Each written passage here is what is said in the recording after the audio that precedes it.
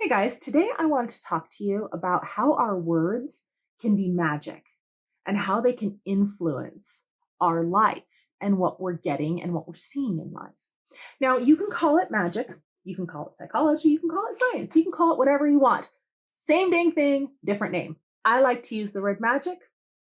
It resonates with me. I like it.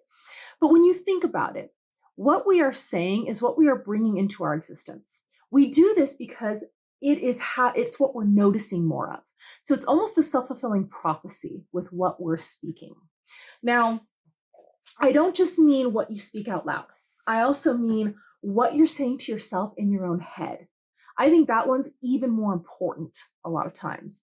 So what I do, I had this watch. You've probably seen it in some of my videos. I've started wearing this.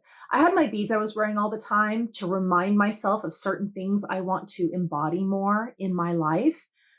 This has taken its place lately because this has an alarm that goes off every hour. And right now I'm working on my language. So it reminds me to look at how I've been speaking, how I've been speaking out loud, how I've been speaking to my own self. I look at if I've been talking to someone else, how have I been talking to them? Am I saying positive things? Am I talking about things that are kind? Am I talking about things I want to bring into existence? Now, that is not to say that you cannot talk about something you're having a hard time with and come up with solutions for. That's totally good. I don't think we should ignore every emotion we have. That's not healthy. But you find a solution for it, you move on. My point is you don't want to spin on that. You want to spin on positive things. You don't want to spin on negative things. The other thing is what we're thinking. So I do a lot of work to make sure my inner voice is a cheerleader and not a downer. And this took effort. I did work on this. So I'm not saying this is like hey guys, do this. It's instant. You're not going to have to work at it. No, it's still work, but it is so worth it because it makes such a difference in our lives. So I am very specific about, I watch certain things that make me feel good. There's a lot of things I will not watch because it messes with my headspace. I don't like it. So I'm specific about what I feed my mind. I have certain motivational audios I listen to when I need them. I have certain motivational music I listen to when I need them. I do gratitude practices, which we've talked about. Gratitude is so powerful. It changes how we're looking at things. So I will regularly give myself a pep talk. I will tell myself what things I am proud of myself for doing, how good I'm doing at something. I tell myself, you got this. I basically make it so that I am my own cheerleader. So every hour I go over what I've been saying out loud, how I've been talking to myself in my own head. Because when we're doing this, the more we're thinking positive things, it's what we see. Okay, for example, if you are a photographer, which I am, you are looking for beautiful things, right? Like I really love photographing wildlife and nature and whatnot, but I notice it even when I'm around people. Because I'm looking for beautiful scenes, beautiful angles, I'll be sitting there talking to a friend and I notice how the light hits them just right. I notice these things even when I don't have a camera with me because I'm looking for them. It's the same thing with how we're speaking and thinking. The more we are thinking about positive things, the more we are looking for those positive aspects, the more of them we see.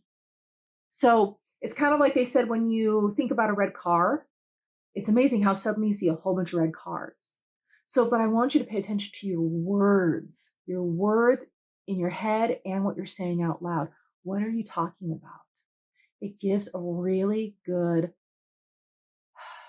picture of what's going on in your head. If you're complaining about the same things over and over and over and over, it's time to find a solution for those and let them go. And maybe write yourself a list of the kind of things you do want to think about. I have one of these. I have a specific vision board that's just what things do I want to think about. So that if my brain starts catastrophizing, going over bad things, and just spinning off in a direction I do not want it to, I have this list that reminds me what I want to be thinking about. I want to be thinking about sunshine on tap and how it's growing. I want to be thinking about the next mindset technique I want to learn. I want to be thinking of beautiful places I want to see in the world. Those are the things I want to be thinking about. and it fills my head with better stuff to think about. So, just my 2 cents here, but look at it. Pay attention to your words. What are you saying? Can you make yourself a list of the things that would be better for you to think about so that you're prepared if the bad stuff comes up? Especially if you're just starting this, you're going to need that list a lot probably, because most of us in society, we get fed a constant diet of negative crap from the media, social media, everything. So you may need that for a while. And you can set an alarm on your phone. I just got this because my alarms drive my husband crazy on my phone. So this way he doesn't hear loud pings going off. It's just silent vibrations that I feel and I remember to do things. So set yourself an alarm. Check in with yourself. How are you doing? And be mindful of it. Just my 2 cents, but it has helped me a lot. So I thought I would share. I hope you guys are having a wonderful day, and I'll talk to you soon.